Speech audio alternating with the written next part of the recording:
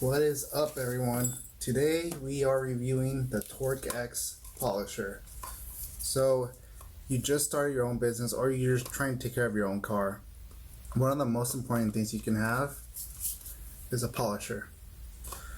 Now, I started with this one about 5 years ago. I was really lucky to find it at a store. It was on a great deal, but at first, though, I was a little skeptical because it did, even though it was on sale or a discount rate or whatever, it was still a little too much for me, considering that I was just starting. I had no money put into this or saved for this. So I looked into it and I thought, what the hell, I'll get it. After the first year, I'm surprised it lasted the first year, to be honest. I didn't know much about polishers, and I thought, like, after doing my research, after I bought this one, I thought, like, man, did I get ripped off? Should I have gone to the Home Depot or Lowe's and bought a Milwaukee one? But it did the job. This little guy, like you can see, it's all beat up and it's still going strong. But yeah, it has been around for me for a really long time. It's worked a lot of miracles on cars, and just wanted to review it for you guys. There is a link I want to post if you want. I do want to buy it. It's a great deal on Amazon. There's 2 deals right now on the link I'm going to give you. I think one of them has just the basic, which is the polisher, the backing plate, a couple of foam pads. Let me see if I can show you one. The Hex Logic foam pads, and then a couple of compounds and a polish, I think. And the other one has all of that plus some extra compounds and some extra microfiber towels, which you will need after polishing a car. You will need some really good microfiber towels. It would be a shame after you polish a car, you remove all these little swirls, all these little scratches, and then you use the wrong microfiber towel or any towel, and then you just create a bunch of swirls all over again. So starting the review on this little guy, you can see it's actually not too big. Yeah, there you go. It's actually kind of small compared to like the big Milwaukee ones or the bigger ones you find at Home Depot or stuff like that. It's a lot cheaper than a Roops polisher, but I think the only difference is the Roops actually, even though it's like, geez, I don't know, like it's like $400, $500, even more. I don't know how much it is, but it is like really high up there. It does work really good. It's just when you're first starting out, you probably don't want to put all that money towards a machine like that. You just want to start off, especially because a lot of you're going to be learning as you go. Even with all these little classes you might get, you still learn as you go, and this is the perfect tool for that, because you do there's less of a risk of scratching a car with a polisher, which is possible if the RPMs are too high or if it's just too much power. You might actually even strip off the paint, depending on the compound you use or the pads you use. But this little guy, it's portable. It's actually not that heavy. It's, I don't know, like maybe, I want to say like 6 pounds. I'm not sure, but it is, obviously you can still do it with one hand. So yeah, right now I have the attachment for the carpets, which I don't recommend no matter what brand you have. There's some that claim they're really good, but honestly, especially if they have Velcro in the back, this one, you might not want to do that, because once you start peeling it off, the Velcro from the brush side, it will start peeling off. But yeah.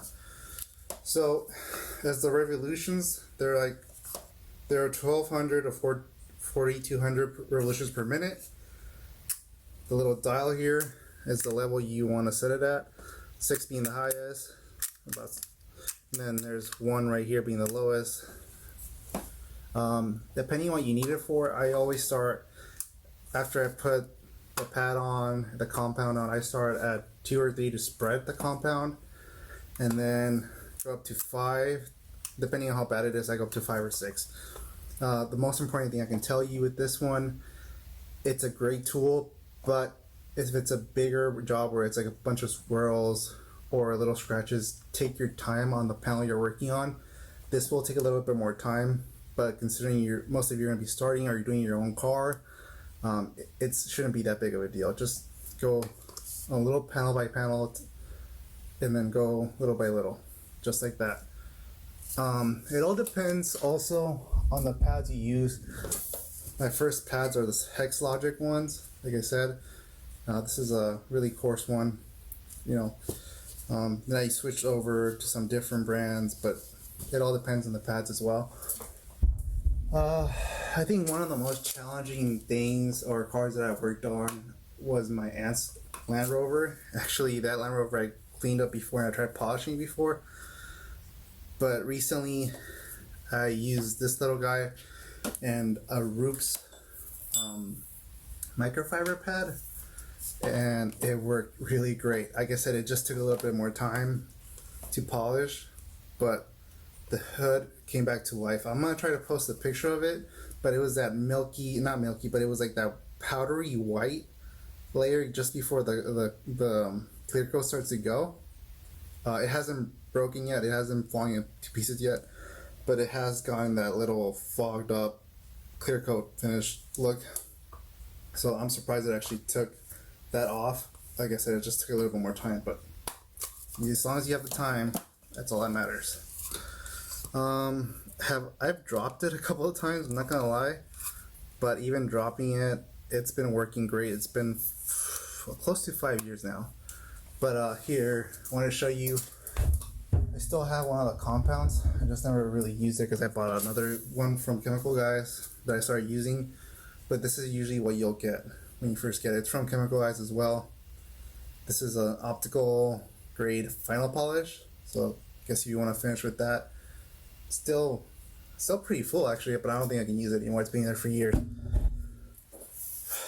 But yeah, the cord is a decent length. You just start over your shoulder, use that.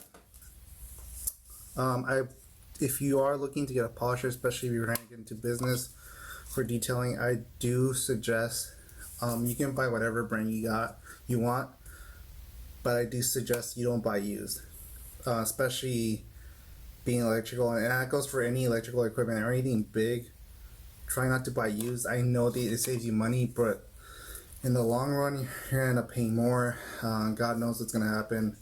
You might actually, I don't know, the backing plate slips out of place, or the motor gives out, or any of that, and that's kind of a really bad thing to happen on the job.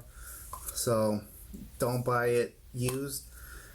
Save up the money if you don't have it, and just buy it as it is new. And if you can get a warranty for it, get a warranty for it, and that goes for any of your equipment. I don't know what else to tell you guys. The model is Torq X. Here's the back of it. You can see a little more detail. There's the brand. Sorry, it's a little dirty. I'm gonna have to get a new one soon. But yeah, this little guy does the job, and if you take care of it, as long as you don't drop it too much like I did, it probably will go for more time than I had it. But really great stuff. See if I can show you anything else I use with it. As far as the compounds I use right now I'm using I think it's 3D company.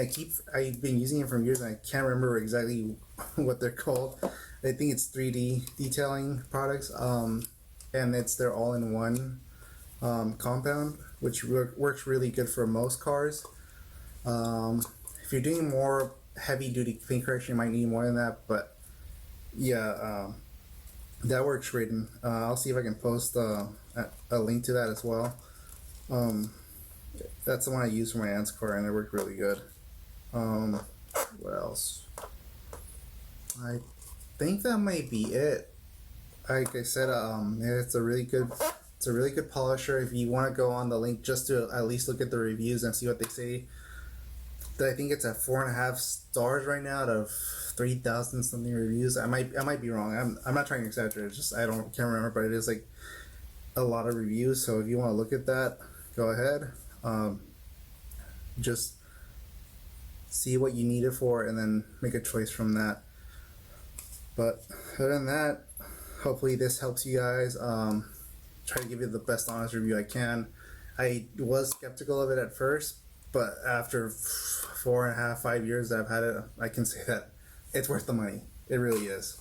So thank you guys for watching. If you can, subscribe and like this video, and I'll see you guys for another review or another just another video. All right, thanks guys.